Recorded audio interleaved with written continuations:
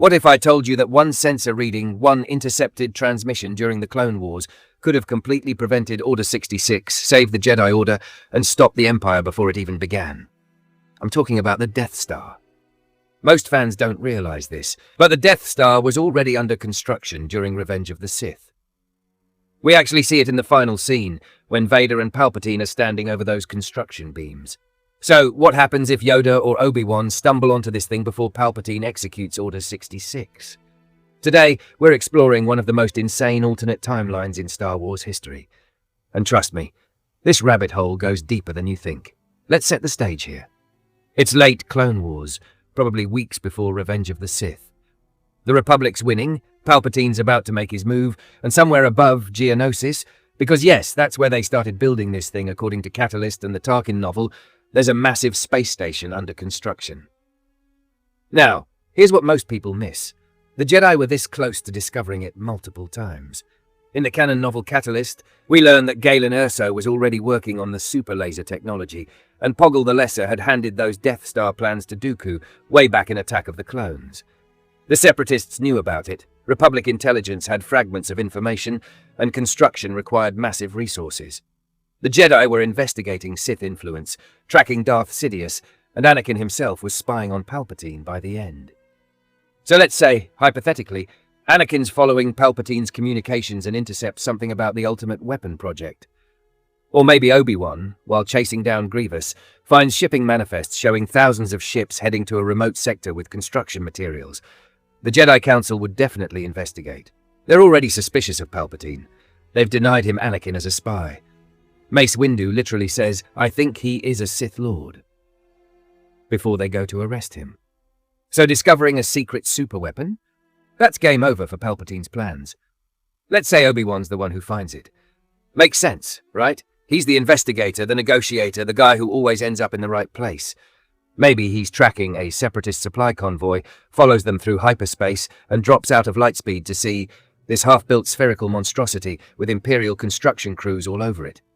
His first instinct? Report to the Council immediately. Now the Jedi Council has a massive problem.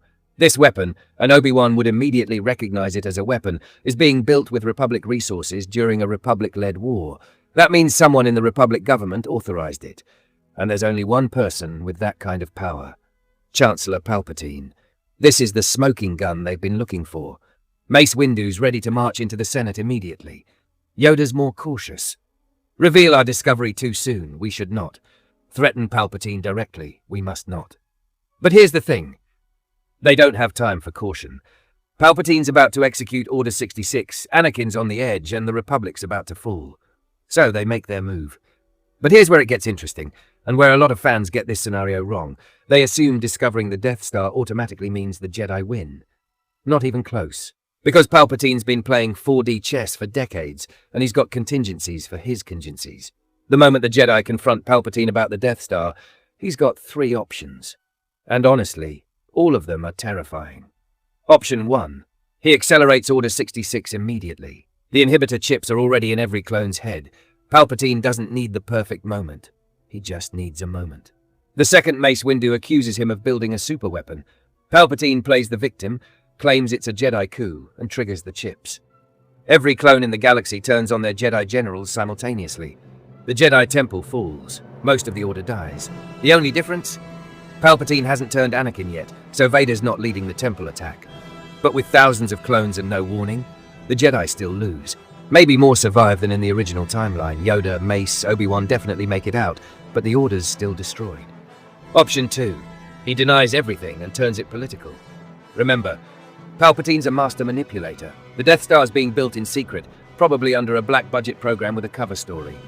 Maybe it's officially listed as a deep space mining facility or a Republic defense station.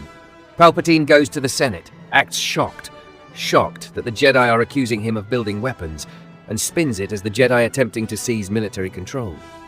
And you know what? The Senate believes him.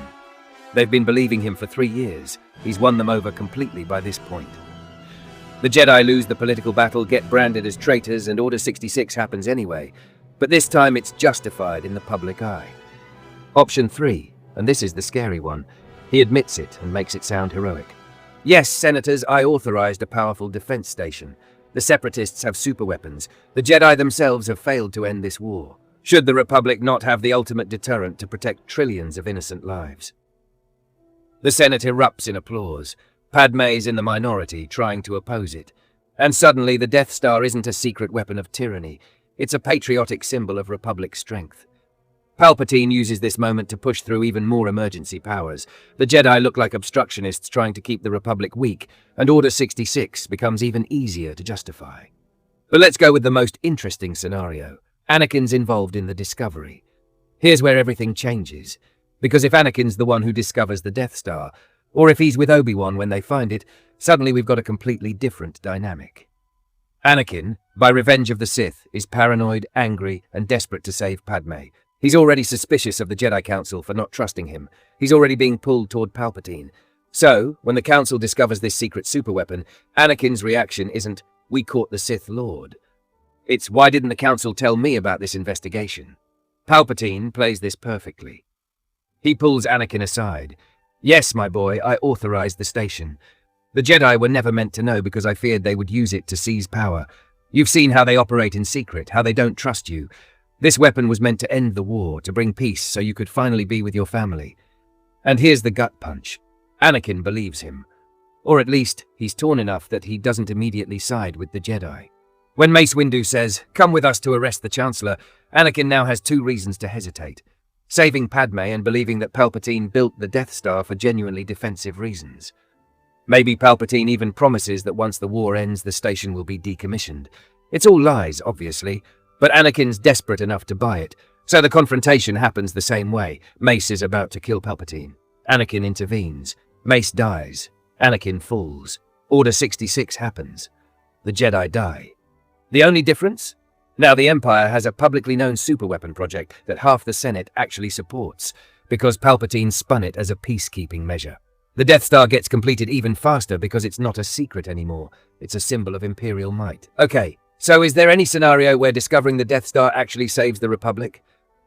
Only one. If the Jedi discover it early enough and immediately go public with it. Forget the Council. Forget political games. The moment Obi-Wan confirms the Death Star exists, he records everything, transmits the evidence to every news network in the galaxy, and exposes Palpatine before the Chancellor can spin the narrative. Imagine it. Breaking news across Coruscant, showing a secret superweapon being built with Republic funds. Palpatine can't trigger Order 66 yet, because he hasn't fully consolidated power. The Senate's divided. Padmé and Bail Organa lead the opposition.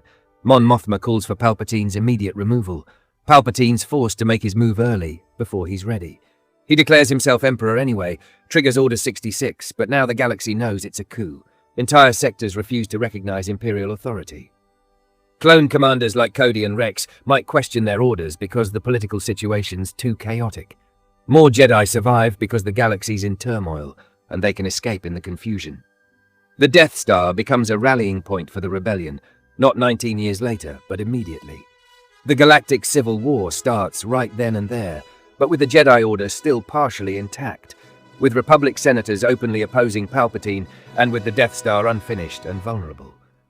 Does the rebellion win? Maybe. It's a much more even fight than the original timeline. But even if Palpatine still wins, the cost is so much higher that the Empire's weakened from day one. So what if the Jedi found the Death Star in Revenge of the Sith? Honestly, it probably doesn't save them. Palpatine's plan was too far along, too perfect, too inevitable by that point. The inhibitor chips were already implanted. The Senate was already corrupted. Anakin was already falling. But it would have exposed the truth earlier. It would have given the rebellion a 19-year head start. And it would have proven that the Jedi's instincts were right all along. There was a Sith Lord controlling the Republic, and he was building the ultimate weapon of oppression. The tragedy of Revenge of the Sith isn't just that the Jedi fell. It's that they fell while being right about everything, and nobody believed them until it was too late. The Death Star was always there, hiding in plain sight, waiting to blow up Alderaan and symbolize everything evil about the Empire. Finding it early wouldn't have stopped destiny, but it might have changed whose story we call the original trilogy. What do you think? Could the Jedi have won if they'd found the Death Star? Let me know in the comments.